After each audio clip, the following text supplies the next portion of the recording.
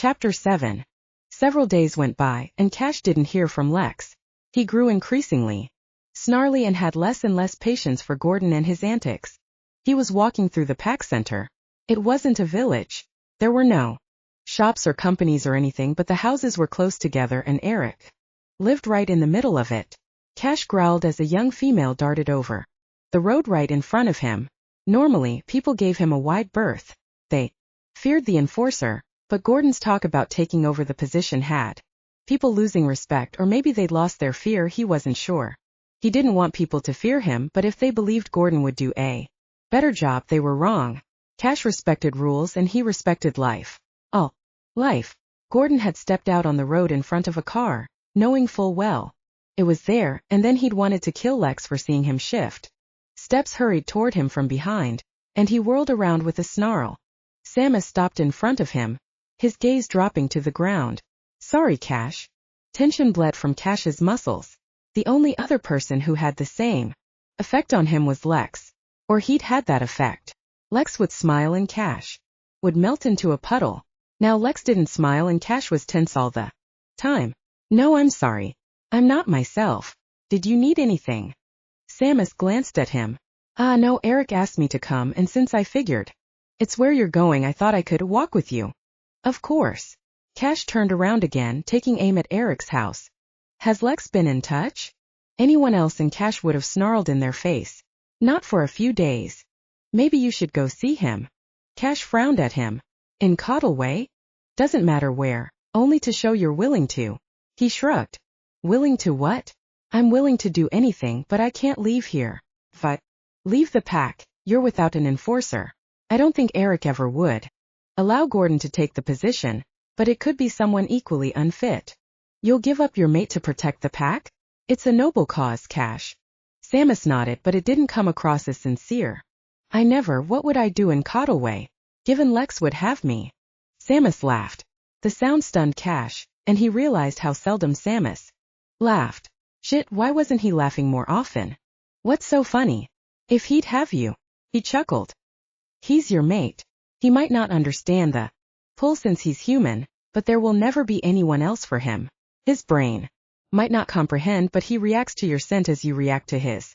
He reacts to your touch as you react to his. He is your mate and you are his. He's scared. Scared? Lex couldn't be scared, could he? Shitless. Cash frowned at him. How would you know? Samus raised an eyebrow at him. Common sense, my friend. We grow up knowing. There are mates. He didn't. And I don't know all the details about your past. But enough. Enough. Enough to know he once placed his heart in your hands, and you dropped it in the dirt. Cash winced. I did not. I didn't want to drop anything. I was young, was treated unfairly, was forced to take on your position earlier than you should have. Lex doesn't understand any of it. He didn't know werewolves existed until a few weeks ago. He still doesn't understand pack structure or what you do. He has no idea what your dad did to you. And you do. Cash had believed Eric was the only one who knew. Not in detail, but I'm a submissive wolf people ignore since I have no value. What the fuck? Who had ever told him he didn't have any value? You have value. They talk as if I'm not there. I learn things. Cash was back to snarling again, but not for his own sake. You have value. Samus. You're important, and probably my favorite pack mate. Probably. He shrugged but grinned. Your only other competition is Eric. It doesn't matter. What matters is you need to show Lex he can trust you. How? I don't know, but this is the grand gesture moment in all the movies. Cash stopped and stared at him. The what? Don't you ever watch romantic movies? No. Cash hadn't meant to sound horrified, but no. Oh my God. You need me. Samus pushed on. Movie night tonight. What? We'll watch Romeo and Juliet, Pretty Woman, Dirty Dancing, and do you sing? Cash gaped at him. Do I look like someone who sings? I was thinking I love you, baby, and 10 things I hate about you. You can show up where he is and sing to him. So romantic. Have you lost your mind? Disgust was dripping from his words. Samus huffed. You'll thank me later. Cash doubted it. Lex rolled down the window to let in the cold air to keep him from falling asleep. Heavy metal shook the car, and he was on his third cup of coffee in 2 hours. He'd worked the night shift, but instead of going home to sleep, he'd shoved Mr. M in the cat carrier and put him in the car. He'd lost his mind.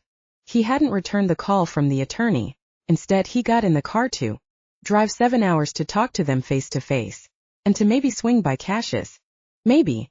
He didn't know what to say when he knocked on his door, but all he could think about was Cash. He couldn't eat, couldn't sleep, couldn't focus on work. Yawning, he stopped and got out of the car. There was nothing but snow and trees. He opened the door to the cat carrier and put a leash on Mr. M. He hated to be on a leash, but if he ran off here, Lex feared he'd never find him again. 10 minutes of Mr. M grumbling about the snow, and Lex trying to wake up. Enough to drive the last leg didn't help much. Lex had no idea what he was doing or why he was doing it. Calling the attorney would make more sense, but Cash was here. The closer he got to Warwood, the faster his heart beat, and he tried to distract himself by finalizing his plan. He'd go to the attorney's office and then maybe see Cash. The longer he spent in the car, the more the urgency to see Cash built. It was getting late, and the attorney might already have gone home for the day. He could call ahead, but he didn't want to. We're close now, Mr. M. He looked at the cat carrier in the rearview mirror. Mr. M glared at him. We'll soon be at the spot where I saw the wolves. He had no more than spoken the words before a naked man jumped up on the road. The same man. He turned into a wolf, but this time Lex hit the brakes more carefully. He didn't want to risk Mr. M getting hurt, and he wasn't dreaming. He also wasn't in the mood to deal with this asshole. What was he trying to accomplish? The car came to a stop, but the wolf had to jump out of the way not to get hit. Lex made sure the car was locked and grabbed his phone. No more than one signal rang through before Cash picked up. Lex. The fucking imbecile is on the road again. What? The wolf. He's blocking my way again. A snarl loud enough for Lex to remove the phone from his ear sounded. Then the call disconnected. The wolf outside the window trotted closer to the car. Since Lex hadn't known he'd be here today, there was no way the wolf could have known. Had he seen the car and figured it a good idea to do a repeat? He had to know he and Cash was something. Or would he have done the same thing no matter who it had been? Driving down the road? A howl cut through the air, and the wolf by the car turned in the direction of the woods. The black wolf he was sure was Cash darted out between the trees. It all happened too fast for Lex to register. The black wolf leaped. Snarls, yips and growls filled the air. When there was a light knock on the window on the passenger door, Lex yelped.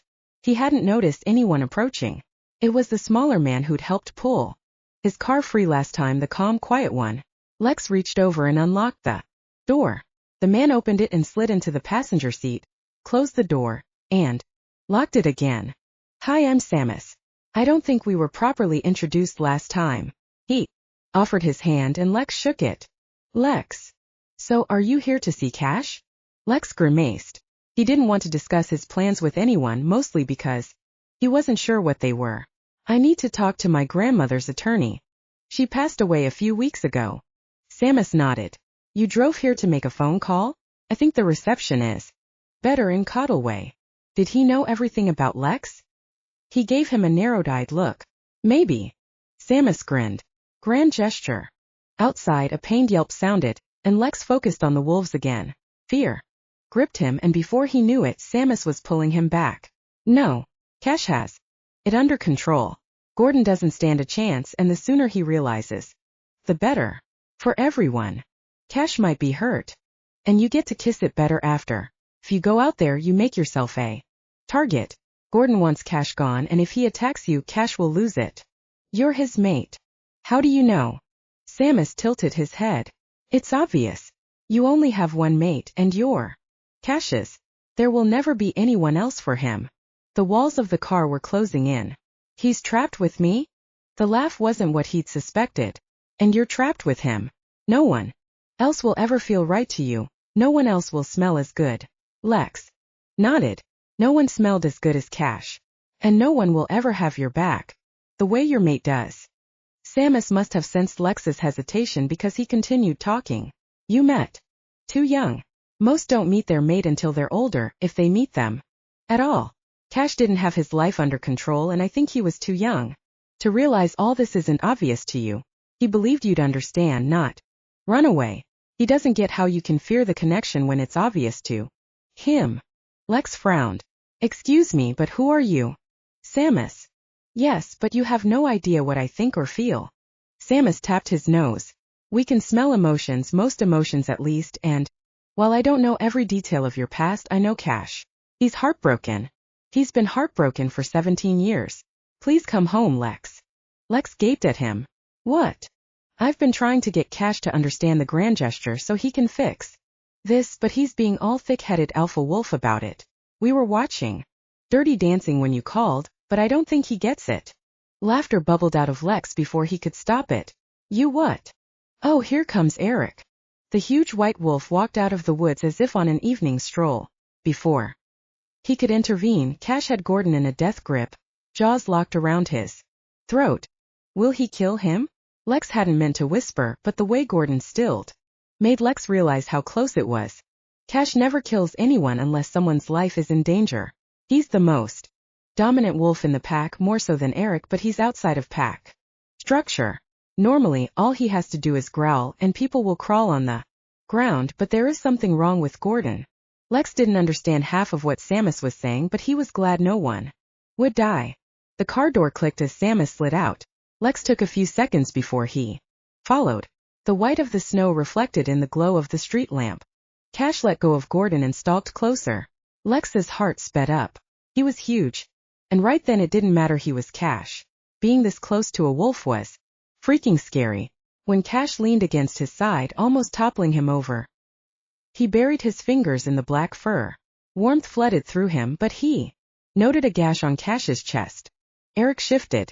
1 second he was a white wolf, the next he was a man standing naked in the freezing December night. Lex. He nodded and Lex nodded back. I think I have a blanket in the back if you're cold. Eric grinned. Thank you, but I'm okay. I'm gonna shift back soon. I only wanted to apologize for the unusual welcome. We're all glad you're back, and Gordon will come and apologize tomorrow. Gordon growled and Eric showed him his teeth, which looked ridiculous since he was in human form. I'll make sure he'll drop by. Okay. Lex wasn't looking forward to it, but since it was important to Eric, take Cash home and we'll speak tomorrow. Lex nodded and looked at Cash. You want to hop in the car? You get the passenger seat so you don't scare Mr. M. He's in the back. Cash tilted his head to look at him, then he grew. Skin replaced the fur. His face rearranged itself and the ears melted away. Lex took a step away, but a strong hand curled around his arm, and a fraction of a second later Cash's lips brushed against his. Hi. Cash gave him another kiss, then he looked down at himself. Blood was oozing from a gash on his chest. We need to patch you up. Are you up to date on your tetanus shot? Cash grinned. No, we don't get tetanus. Lex narrowed his eyes at him, trying to determine if he was lying or not. I have some band-aids back home.